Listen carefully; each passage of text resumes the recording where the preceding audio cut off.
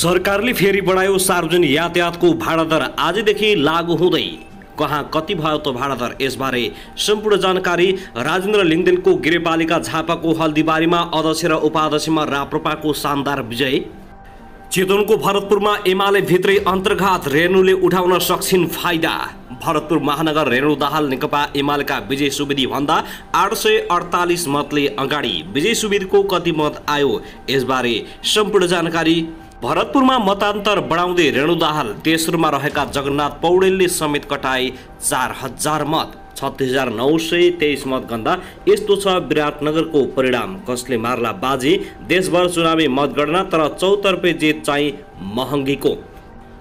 काठमाडौँमा बालेन शाहको तहल्का कायमै, अग्रता कायमै। काठमाडौँ अपडेट, बालेन शाहले कटाए 15,000 भोट। केठ केशव स्थापित 8,000 मा सीमित। सिर्जना सिंहको कति आयो मत, यसबारे पनि सम्पूर्ण जानकारी। आफूलाई बडो क्विन्टल दाबी गर्ने नेकपा एमाले दोस्रो दलको बाटोमा। पहिलो नेपाली काङ्ग्रेस कार्यव्यवस्था परामर्श समितिको बैठक सुरु। नेकपा एमाले गर्यो बहिष्कार। नेकपा एमाले र काङ्ग्रेसको गढ तोड्दै बालेन शाह गणना भएका प्रत्येक ओडामा अग्र स्थानमा। सिन्धुलीको हरिहरपुर गढीमा गठबन्धनको निकै ठुलो जुत। एमाले अध्यक्ष केपी शर्मा ओलीलाई आफ्नै गृह जिल्लामा लाग्यो निकै ठुलो धक्का। उनको अहङ्कार स्थानीय तहको निर्वाचनबाट परास्त। निर्वाचनपछि 10 रुपियाँले बढेको पेट्रोलको मूल्य आज फेरि बढ्यो। कति पुग्यो त पेट्रोल र डिजेलको मूल्य? सुनको भाउ बढ्यो, यसबारे सम्पूर्ण जानकारी। केपी ओली र माधव कुमार नेपालको क्षेत्रमा राप्रपाको निकै ठुलो धक्का, एमाले फुटको निकै ठुलो असर। प्रहरीको कुटपिटबाट उम्मेद्वार सहित 4 जना घाइते। बुधबारदेखि सवारी लाइसेन्सको नयाँ आवेदन खुल्ने। प्रधानमन्त्री देउवालाई भातृशोक भाइको मृत्यु। दैलेखमा तनावग्रस्त प्रहरी, सर्वसाधारण र पत्रकार घाइते। अब भैरवा अन्तर्राष्ट्रिय विमानस्थलबाट खाडीका यी मुलुकहरूमा जान सकिने। साउदी, कुवेत लगायतका यी देशको लागि भैरवा अन्तर्राष्ट्रिय विमानस्थलबाट दैनिक रूपमा उडान हुने। कुन कुन देशको लागि उड्दैछ त भैरवाबाट, सम्पूर्ण जानकारी आजको भिडियोमा। पेट्रोलियम पदार्थको मूल्य वृद्धि तत्कालै फिर्ता गर्न उपभोक्ता संरक्षण महासङ्घको आन्दोलन। धनुषामा दाजुभाइ बीच विवादमा गोली चल्दा 1 जना गम्भीर घाइते। चितवनमा कैदीको चाप, 40 वर्ष कटेकाको संख्या धेरै। र नायक तथा अभिनेता पल शाहबारे ठुलो खबर। बुधबारदेखि सवारी लाइसेन्सको आवेदन खुल्ने। एसी दिएर बसेका विद्यार्थीहरूलाई निकै ठुलो खबर कहिलेबाट आउँदैछ एससीको नतिजा, यसबारे सम्पूर्ण जानकारी। 11 र 12 को परीक्षाबारे नयाँ खबर। अब हेर्नुहोस् पुरा समाचार।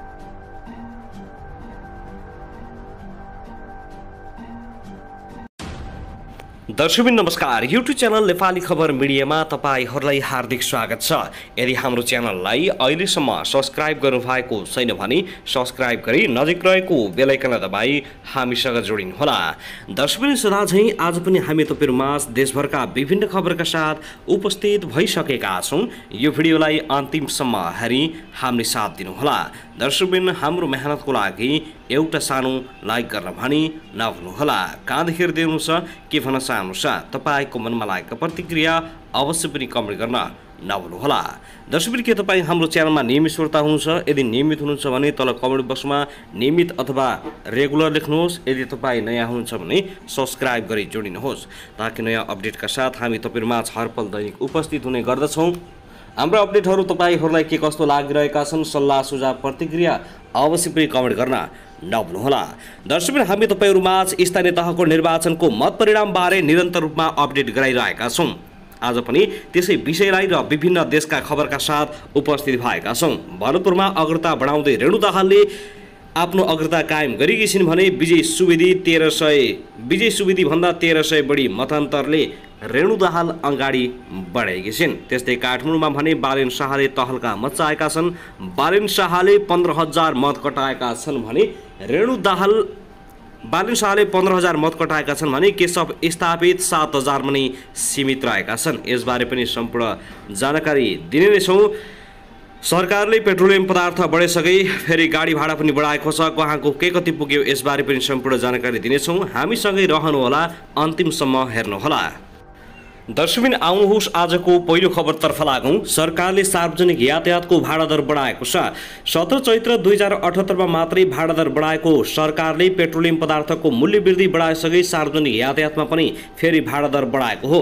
नयाँ भाडा दर अनुसार अब यात्रुवाहक सवारी साधनमा अन्तर्प्रदेश भाडा दर 3.5% बढेको छ। यातायात व्यवस्था विभागले अन्तर्प्रदेश भाडा दर 3.5% बढेको सूचना मार्फत जनाएको छ। त्यस्तै पहाडी बाटोमा सञ्चालन हुने मालवाहक सवारीको भाडा दर 4.6% र तराईको बाटोमा सञ्चालन हुने मालवाहक सवारीको भाडा दर 5.1% वृद्धि भएको विभागले जनाएको छ। नयाँ भाडा दर आजदेखि नै लागू हुने बताइएको छ। दर्शकबिन त्यसैगरी आउनुहोस् अब अर्को खबरतर्फ लागौं। चितवनको भरतपुर महानगरपालिकामा गठबन्धनको उम्मेद्वार रेणु दाहालले फराकिलो अग्रता कायम गरेकी छिन्। पछिल्लो मत परिणाम अनुसार गठबन्धनको तर्फबाट नेकपा माओवादी केन्द्रका उम्मेद्वार रेणुले झण्डै 1300 बढी मतान्तरको फराकिलो अग्रता लिएकी छिन्। 26,126 मतगणना गर्दा रेणु दाहालले 9,405 मत प्राप्त गरेकी छिन् भने उनका निकटतम प्रतिद्वन्दी नेकपा एमाले राप्रपा गठबन्धनका विजय सुवेदीले 8,037 मत मात्र प्राप्त गर्न सफल भएका छन्। त्यस्तै बागे उम्मेद्वार जगन्नाथ पौडेलले 4,248 मत प्राप्त गरेका छन्। उपमेयरतर्फ पनि गठबन्धनले फराकिलो अग्रता कायम राखेको छ। गठबन्धनको उम्मेद्वार चित्रसेन अधिकारीले 11,196 मत प्राप्त गरेका छन् भने उनका प्रतिद्वन्दी नेकपा एमाले राप्रपा गठबन्धनका हिमला गुरुङले 6,548 मत मात्र प्राप्त गरेका छन्।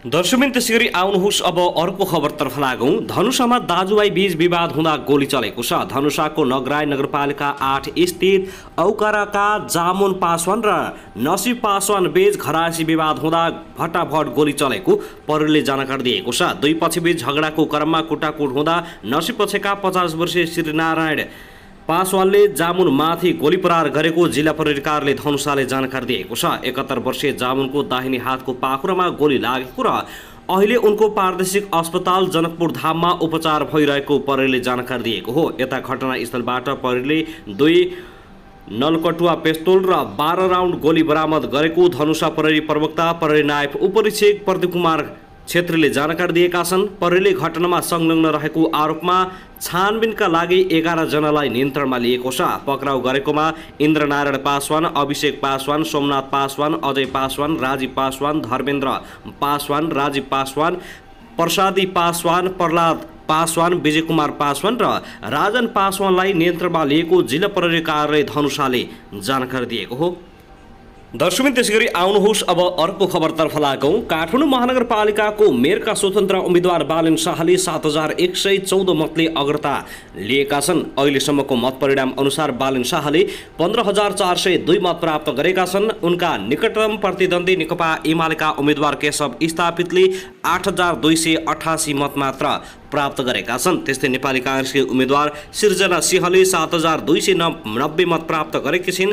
उनी र स्थापित बीच 998 मतदान्तरको अन्तर रहेको छ भने सिर्जना र बालन बीच 8,112 मतले अन्तर रहेको छ। काठमाडौँवासीहरू उत्साहित भएका छन्।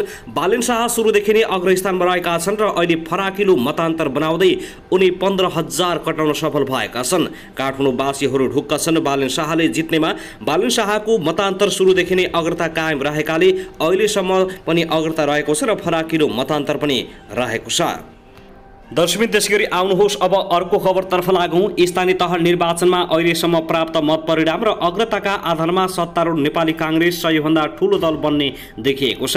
हुन त यो निर्वाचनमा अनपेक्षित रूपमा काठमाडौँ महानगरपालिका लगायत केही पालिकामा राजनीतिक दलभन्दा स्वतन्त्र उम्मेद्वार बलिया देखिएका छन्, जसले मुलुकको राजनीतिक संस्कारमा सुधारको आवश्यकता रहेको देखिएको छ।